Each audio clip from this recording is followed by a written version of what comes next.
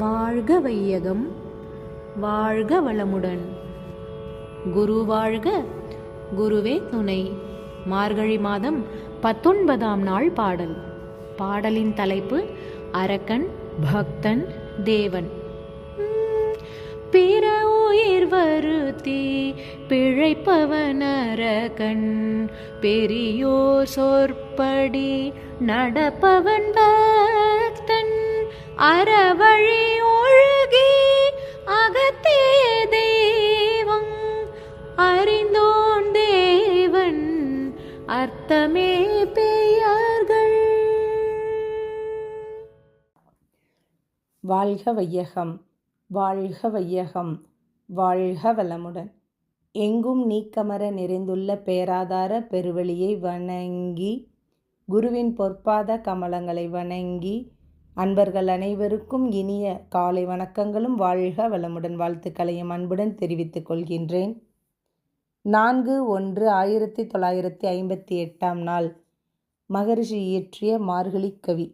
அரக்கன், பக்தன், தேவன். பிற உயிர் வருத்தி பிழைப்பவன் அரக்கன், பெரியோர் சொற்படி நடப்பவன் பக்தன், அறவழி ஒழுகி அகத்தே தெய்வம், அறிந்தோன் தேவன் அர்த்தமே பெயர்கள் அப்படிங்கிறாங்க. இப்போ மனிதர் எதனால் அங்கே கெட்டு போகிறாங்க? தன்னை அறிய தனக்கொரு கேடில்லை, தன்னை அறியாமல் தானே கெடுகின்றனர். அவங்கள தெரிஞ்சுக்கல அவங்க யாருன்னு. அப்படி தெரிஞ்சுக்கிட்டால் அவங்க நல்லா இருக்கலாம். அதை தான் சொல்கிறாங்க. அப்போ மக்கள் இறைவனை சிலை வழிபாட்டில் பக்தி மார்க்கத்தின் மூலியமாக கும்பிட்றாங்க. இப்போ கர்ம யோகிகள் என்ன பண்ணுவாங்க? அவங்களோட செயல்கள் மூலம் கும்பிட்றாங்க. இது அறிவு முதிர்ச்சி பெற்றவங்க எல்லா இடத்துல எல்லா பொருட்களையும் அந்த இறைவனை பார்ப்பாங்க. பக்தி அப்படிங்கிறது வெறும் உணர்ச்சி பெருக்கால் ஒரு பரவசத்தில் வரக்கூடாதுங்க. பணிவே உருவான பூரண நிலையை அடைவது, உலகில் வாழும் எல்லா உயிர்களுக்கும் தொண்டு செய்கிறது, அன்பு காட்டுவது தாங்க. மனப்பூர்வமாக கடவுள்கிட்ட சரணடைவது, இதுதான் பக்தி. பக்தி ஒருத்தர் சொல்கிறத அப்படியே ஏற்றுக்கும். பார்த்தீங்கன்னா இப்போ இறைவனை உணர்வது அந்த காலத்தில் படிப்பறிவு இல்லாத மக்களுக்கு கொஞ்சம் கடினமாக இருந்திருக்கு. அப்போ தெய்வீக நெறியில் அவங்க நிற்கணும். அதுக்கு பக்தி மார்க்கம் ஒரு நல்ல சாதனமாக பயன்பட்டுருக்கு. இப்போ ஞானம் அடைஞ்சவங்க ஞான மார்க்கத்தை சொல்கிறாங்க இல்லையா, அவங்க எல்லாருமே தொடக்கத்தில் ஸ்டார்டிங்கில் பக்தி மார்க்கத்தில் தலைச்சு போய் இருந்தவங்களாக தான் இருப்பாங்க. கீதையில் பக்தி யோகம் முக்கிய இடத்த வகிக்குது. ஏன்னா அது உணர்ச்சி வெளிப்பாடு. சைவ வைணவ சமயங்களில் கூட அதிகமாக இருக்குது. எல்லாருமே பின்பற்றக்கூடிய எளிமையான வழியை அமைச்சிருப்பாங்க. பிற்காலத்தில் பக்தி மார்க்கம் ரொம்ப வளர்ச்சியை தொட்டு இருந்த காலகட்டமெல்லாம் இருக்குது. இப்போ கடுமையாக ஒருத்தவங்க தவம் பண்ணி அது பனியிலையும் மழையிலையும் காற்றுலையும் அதெல்லாம் நின்று ஞானம் அடைகிறாங்கன்னு வச்சுக்கோங்க. அவங்க ஒரு நல்ல கர்மத்தின் மூலமாக அவங்க ஒரு ஞானம் அடைகிறாங்க. அவங்க எவ்வளோ சிரமப்பட்டு ஞானம் அடைகிறாங்க. ஆனால் பக்தியில் இந்த ஒரு சிரமமும் இல்லாமல் அதே விஷயத்தை அடையலாங்க. அதுக்கு முழுமையாக சரணாகதி இருக்கணும். பற்றுக்களை விட்டவங்க தான் அந்த முழுமையான பக்தி இருந்ததுன்னா அவங்களுக்கு எல்லாமே எளிதாக கிடைக்குங்க. வினை பயன் அவங்கள பாதிக்காது. ஏன்னா பக்தி மார்க்கத்தில் அவங்க மனதை இறைவனிட நல்ல நிலையாக வச்சுக்கலாம். அந்த மாதிரி அப்போ பக்தி யோகத்தில் என்ன செய்கிறாங்க? இறைவனோட பெருமைகள்லாம் கேட்பாங்க, அவங்கள புகழ்ந்து பாடுவாங்க, இறைவனையே நினச்சிட்டு இருப்பாங்க. இரவு பகலாக அவங்களுக்கு தொண்டு செய்கிறது, பூஜை பண்ணுறது, அவங்கள வணங்குறது, திருக்கோயில்களுக்கும் போய் வேற சுத்தப்படுத்துவாங்க, நிறைய திருப்பணி பண்ணுவாங்க. அந்த மாதிரி இறைவனோடு தோழமை கொள்ளல், ஒரு ஃப்ரெண்ட்ஷிப் மாதிரி இறைவன்கிட்ட நல்லா மனவிட்டு பேசுவாங்க. இறைவனோடு மனசால் ஒன்றா கலந்து இருப்பாங்க பார்த்தீங்கன்னா. அப்போ அதனால் அவங்களுக்கு எல்லாமே சித்திக்குது. இப்போ கோவில்களில் என்ன செய்கிறாங்கன்னா, மந்திரங்கள் சொல்லி நல்லா உருவேற்றி வலுவேற்றி ஒரு பஞ்சலோக தகட்டை வச்சு அதன் மேலே ஒரு உருவச்சிலையை வச்சிட்றாங்க சாமி கும்பிட்றதுக்கு. அதே மாதிரி யாராவது ஒரு இறைவனை உணர்ந்தவங்க இறந்துட்டாங்கன்னு வச்சுக்கோங்க, அவங்கள அடக்கம் செய்யப்பட்ட இடத்துலையும் வச்சு வழிபடுவாங்க. ஒரு சிலையை வச்சு வழிபடுவாங்க. இது மரபாக இருந்திருக்கு. இப்போ உருவ வழிபாட்டில் மந்திரம் அப்படிங்கிறது ஒலி உச்சரிப்பு. ஒரு எழுத்தை உச்சரிக்கும் போது அது பிறக்கும் இடம் முடியும் இடம் அப்படின்னு இருக்குங்க. ஒளி பிறப்பதற்கும் முடிவதற்கும் இடையில காற்று ஒரு கன அளவில் வெளிப்படும். காற்றில் அதிர்வுகள் சேர்ந்து அதற்குரிய முறையில் உயிருக்கு அதிர்வலைகளை ஏற்படுத்தும். பார்த்திங்கன்னா நம்ம உடம்புல ஜீவகாந்தம் இருக்குன்னு பார்த்தோம் இல்லைங்களா? அப்போ அந்த ஜீவகாந்த அலையில் ஒவ்வொரு விதமான தன்மையை அது விளைவிக்கும். அதனால் நம்ம உடம்புல மூளையோட இயக்கம் தூண்டப்பட்டு உடலும் உள்ளமும் நல்லா வலுவாகுது. ஒளி அதிர்வுகளை ஏற்படுத்தக்கூடிய எழுத்துக்கள் 51 இருக்குங்க. இப்போ மந்திரம் அப்படின்னா என்ன? நம்ம நினைப்பவரை காப்பது அப்படிங்கிற பொருள் தான் மந்திரம். என்ன விஷயத்தை நினச்சிக்கிட்டு அதை சொல்கிறோமோ அது நடக்குங்கிறதுக்காக தான் அதை செய்கிறோம்.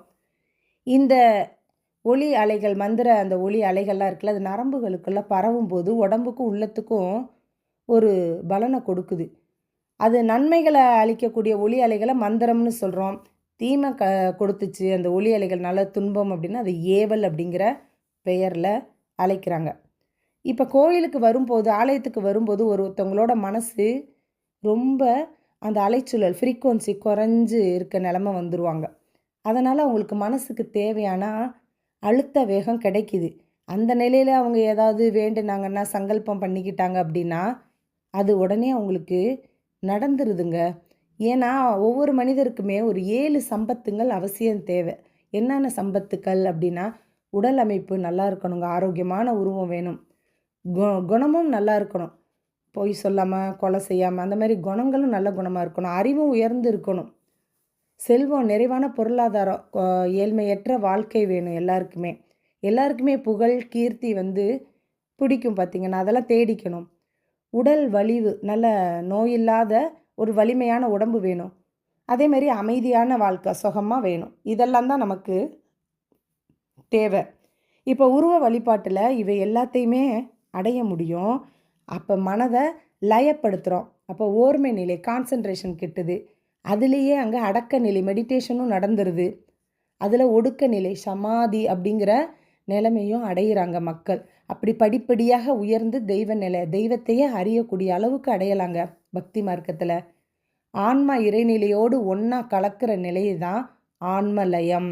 இதுதான் ஆ ப்ளஸ் லயம் ஈக்குவல் ஆலயம் அப்படின்னு சொல்கிறாங்க. ஏன்னா இந்த ஆலய வழிபாடு முறை ஒரு உளப்பயிற்சி முறை அப்படிங்கிறாங்க. பக்தி யோகத்தில் ஆலய வழிபாடு, உருவ வழிபாடும் ரொம்ப முக்கிய இடத்த பிடிச்சிருக்கு. பார்த்திங்கன்னா இந்த மெய்ஞானத்தை, இறைவனை உணர்ந்த ஞானிகள் இருக்காங்க பாருங்களேன், அவங்களுக்கு தொண்டு செஞ்சு அவங்கக்கிட்ட நிறைய கேள்விகள் கேட்டு அந்த யோகம் எப்படி அப்படிங்கிறதெல்லாம் தெரிஞ்சுக்கிட்டு அதன் மூலம் சில மக்கள் ஞானத்தை பெறணும். ஆனால் சிலர் எவ்வளவோ பாவங்களை செஞ்சுருக்காங்களே, அவங்களுக்கெல்லாம் ஞானம் கிடைக்குமானா? கண்டிப்பாக கிடைக்குங்க, கவலையே வேணாம். அது ஏன்னா எரியக்கூடிய தீயின் முன்னே விறகு என்ன செய்யுங்க? விறகை போட்டால் எரிஞ்சு தீயாகவே மாறிடும். அதே போல் ஞானிகள் முன்னே எல்லா பாவங்களும் எரிஞ்சிரும். யோக சக்தி பெற்றவருக்கு ஞானம் கிடைக்குது. அப்போ ஞானம் கிடைச்சவங்களுக்கு தான் அமைதி இல்லை பேரமைதி கிடைக்குது. இதை நமக்கு நல்லா உணர்ந்துக்கணுங்க. ஏன்னா இந்த பக்தி மார்க்கத்தில் அறிவில் தெளிஞ்ச மக்கள், உயர்ந்தவங்க தான் நம்பிக்கை வழியில் சின்ன குழந்தைங்களுக்கு அவங்களுக்கு ஒரு ஒழுக்க பழக்கத்தெல்லாம் நீட்டாமா, தீமா அது சுடும், அது கையை வைக்காதுன்னு சொல்லி கொடுப்பாங்க. ஒரு கோயிலுக்கு கிளம்பணும், காலையில் எந்திரிமா கோவிலுக்கு கிளம்பணும், குளிச்சுட்டு நல்லா பட்டு ட்ரெஸ் எல்லாம் போடுங்க, ஒரு தூய்மையாக இருக்கணும் குழந்தைங்க, அந்த பண்புகளை வளர்க்கணும். கோயிலுக்கு போகணும், ஏதாவது தப்பு சொன்னால் பொய் சொல்லாதம்மா குழந்தைய, சாமி பார்த்துட்ருக்கு, அது தண்டனை கொடுத்துரும் அப்படிங்கல குழந்தைங்க நல்ல உண்மையாக பேசுவாங்க, நல்லா இருப்பாங்க. அந்த மாதிரி தான் அவங்க பக்தி வழியில் நிறைய மக்களை திருத்திருக்கிறாங்க, அறிவில் தெளிந்தவங்க.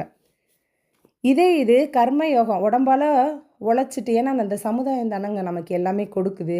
அந்த சமுதாயத்துக்கு நமக்கு உடம்பாலேயோ அறிவாலேயோ உழைக்கணும், அதுதான் கர்ம யோகம். இப்போ நம்ம புலன்கள் இருக்குல்ல, 5 புலன்கள், தோல், நாக்கு, மூக்கு, கண்ணு, காதெல்லாம், இது எல்லாத்தையுமே அடக்கி ஆளக்கூடிய வல்லமை கொடுக்கறது ராஜயோகங்க. அதுக்கு அகத்தவம் நம்ம கற்றுக்கணும்.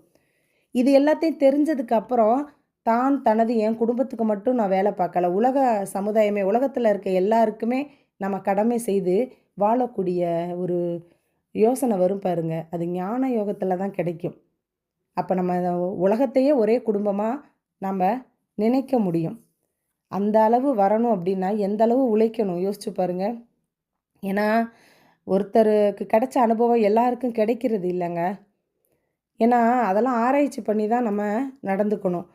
இந்த பக்திங்கிற பக்திங்கிறது காய் மாதிரி, ஞானங்கிறது பழம் மாதிரி. அப்போ காய் இல்லாமல் பழம் இல்லையே, அப்போ பக்தி மார்க்கம் இல்லாமல் ஞான மார்க்கம் கிடையாது. அப்போ ஞானத்தில் இருப்பவங்களும் ஒரு காலத்தில் பக்தியில் இருந்தவங்களாக தான் இருப்பாங்க பார்த்திங்கன்னா. அப்போ இந்த இப்போ உள்ள குழந்தைங்களுக்கு பக்தி யோகத்தில் வெற்றி கொடுக்குமா அப்படின்னா, இப்போ உள்ள குழந்தைங்க என்னென்ன மாதிரி கேள்வி கேட்குறாங்க பாருங்கள். அப்படியே ஏதாவது ஏற்றுக்கிறாங்களா நம்ம சொல்கிறத, பெரியவங்க சொல்கிறத? நம்மலாம் கேட்டோம் பெரியவங்க சொன்னதை. இப்போ உள்ள பிள்ளைங்க கேட்க மாட்டாங்க. ஏன்னா விஞ்ஞான அறிவு அவங்களுக்கு வந்துருச்சு.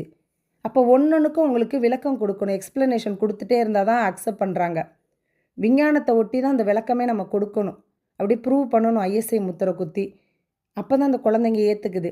அதுக்காக பக்தி யோகம் வேணான்னு சொல்லலை. ஒரு குறிப்பிட்ட காலம் வரைக்கும் பக்தி யோகம் வேணும் தான். அதற்கு மேலே ஞான மார்க்கத்திற்கு வந்துடணுங்க. அப்படி இல்லைன்னா என்ன நடக்கும்? வாழ்வு பூர்த்தியாகாது, முழுமை பெறாது. வாழ்க்கையில் வரக்கூடிய சிக்கல்களை முறையாக போக்கிக் கொள்வதற்கு இந்த மெய்ஞானத்தை அடையணும் அப்படின்னா அதுக்கு ராஜயோகமெல்லாம் படிக்கணுங்க. அப்போ யார் எந்த நிலமையில் இருந்தாலும் சரியா அங்கே இருந்தபடியே ராஜயோகத்தில் வந்து குண்டலினி யோகத்தை பழகிக்கிறது மிக சிறந்ததுங்க. இந்த கர்ம யோகத்தில் இறையுணர்வு, அறநெறி இது ரெண்டும் தான் சேர்ந்துருக்கும். அதில் தான் மனசுனா என்ன, உயிர்னா என்ன, மெய்ப்பொருள், உண்மை, அதாவது இறைவன், இந்த மூன்றுமே மறைப்பொருளாக மறைஞ்சு கிடக்கு. கண்ணுக்கு தெரியலை, நம்ம புலன்களுக்கு உணர முடியலை. இதை டவுட்டே இல்லாமல் தெரிஞ்சுக்கிறதுக்கு அனைவருமே யோகாவில் சேர்ந்து இந்த யோகங்களை கற்றுக்கொள்ளுங்கள். ஏன்னா இல்லைன்னா பிற உயிரை வருத்தி தான் ஒரு மக்கள் வாழ முடியும். அது குடும்பத்தில் இருந்தாலும் சரி, வெளியிலே இருந்தாலும் சரி.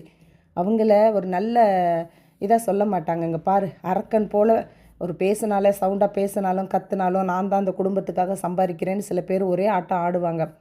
அவங்களெல்லாம் என்னென்னு சேர்க்குறது? அதெல்லாம் நம்ம செய்ய முடியாது. அப்போ பக்தி மார்க்கத்தில் வந்து ஞான மார்க்கம் அடையணும். அப்போ நம் அகத்துக்குள்ளே இறைவன் இருக்கிறான் அப்படின்னு உணர்ந்தவங்க தான் தேவனாகவும் வாழ முடியும். அவங்க தான் பிறருக்கு போதனைகள் செய்ய முடியும் என்று கூறி அனைவரும் யோகாவில் சேர்க என்று கூறி இதுவரை சிந்தனை கேட்டுக்கொண்டிருந்த அத்துணை நல் உள்ளங்களுக்கும் நன்றி கூறி, வாய்ப்பளித்த இறை குருவுக்கு நன்றி கூறி சிந்தனையை நிறைவு செய்கின்றேன். வாழ்க வளமுடன். நன்றி.